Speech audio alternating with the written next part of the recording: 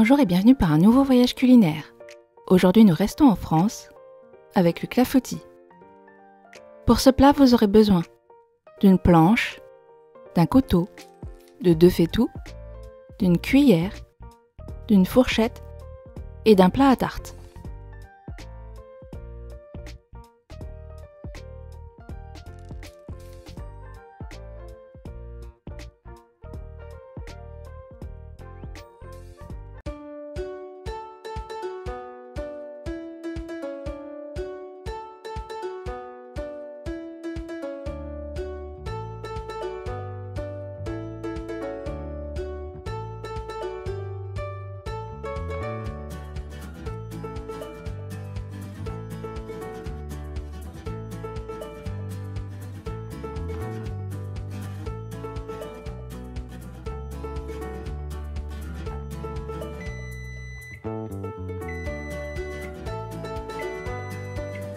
Pour ce plat, vous aurez besoin de 500 g de cerises, 150 g de farine, 20 g de sucre, 100 g de sucre, 3 œufs, 30 g de beurre, un sachet de sucre vanillé, une cuillère à café de sel, 10 cl de crème liquide, 30 cl de lait, une cuillère à soupe de sucre de canne. On va commencer par dénoyauter les cerises. Pour que ce soit plus facile, surtout si vos cerises sont fraîches, faites une croix de chaque côté de la cerise et à l'aide d'une paille, poussez le noyau hors de la cerise.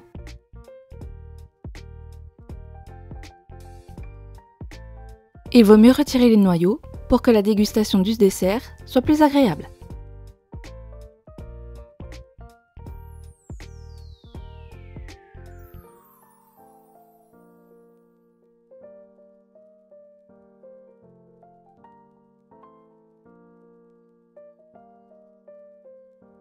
Si vous êtes hors saison et que vous avez des cerises au sirop, enlever les noyaux sera plus facile. Il suffit de faire une seule entaille et de pousser le noyau hors de la cerise. Vous n'avez pas besoin de la paille. Voire même la cerise est déjà un peu ouverte, il n'y a donc plus qu'à retirer le noyau.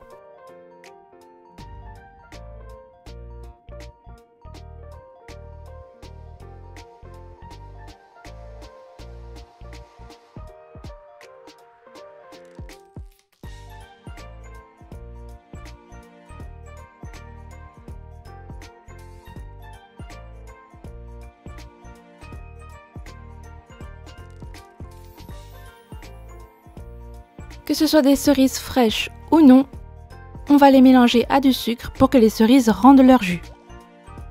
C'est le seul moyen d'avoir un clafoutis bien cuit. Mélangez bien le sucre aux cerises pour que toutes les cerises rendent leur jus. Et on va laisser poser durant 1 heure.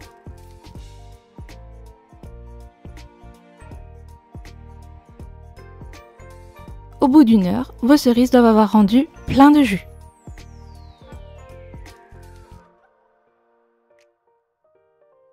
On va ensuite mettre nos cerises dans le fond du plat à tarte. Si vos cerises sont fraîches, elles sont bien rondes et se disposeront facilement. Sinon, prenez le temps de bien les éparpiller.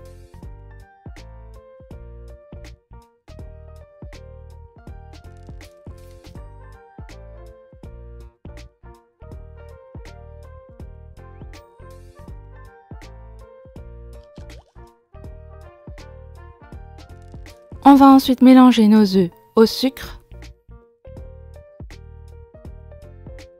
vanillé et au sel.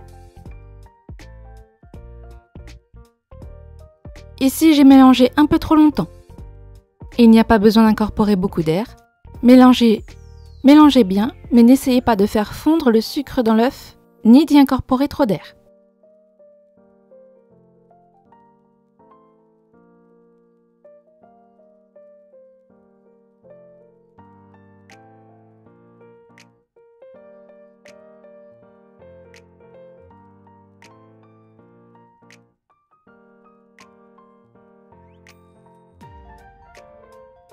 Lorsque vous avez mélangé, on incorpore la crème.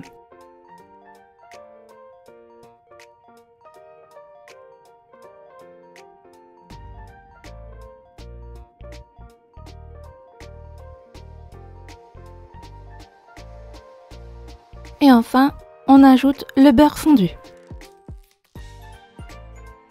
Faites bien fondre votre beurre, sinon il sera difficilement incorporable. Et en dernier, on ajoute notre farine.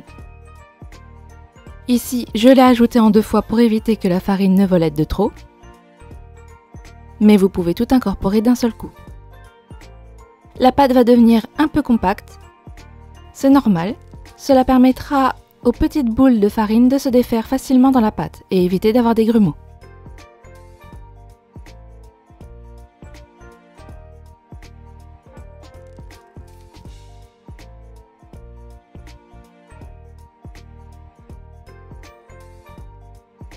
Mélangez bien pour tout incorporer. Et si vous voyez encore des boules de farine, n'hésitez pas à mélanger un peu plus. Elles vont forcément se défaire à un moment.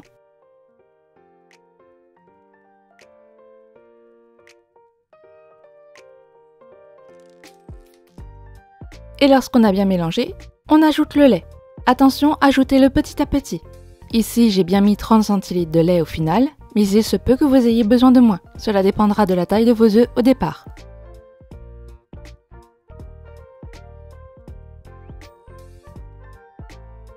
J'ajoute donc une fois et je mélange.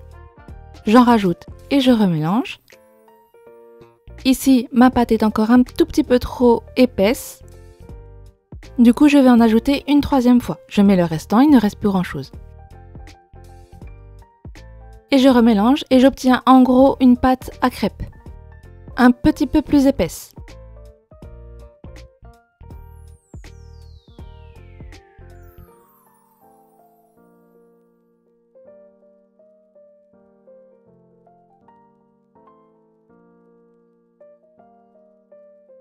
Lorsque notre pâte est prête, on va tout simplement la verser sur nos cerises.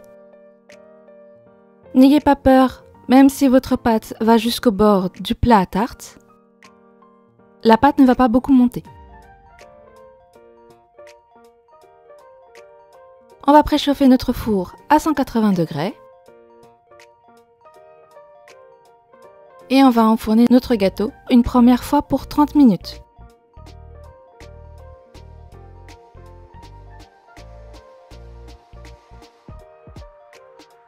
Au bout de 30 minutes, notre gâteau est presque cuit.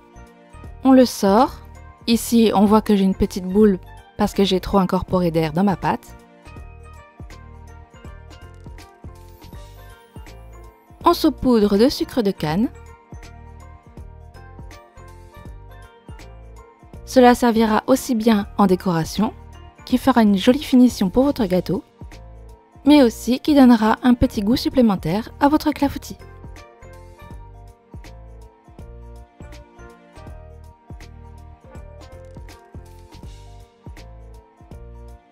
Essayez de bien répartir, puisqu'on ne va pas pouvoir mélanger.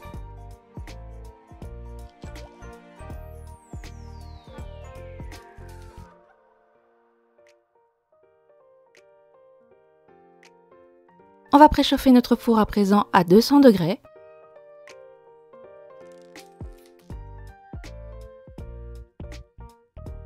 Et on va enfourner notre clafoutis pour encore une dizaine de minutes.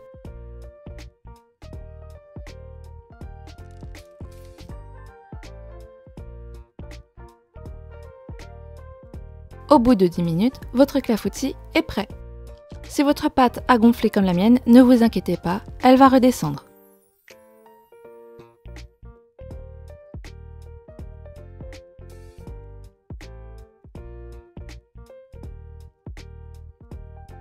Bon voyage en France!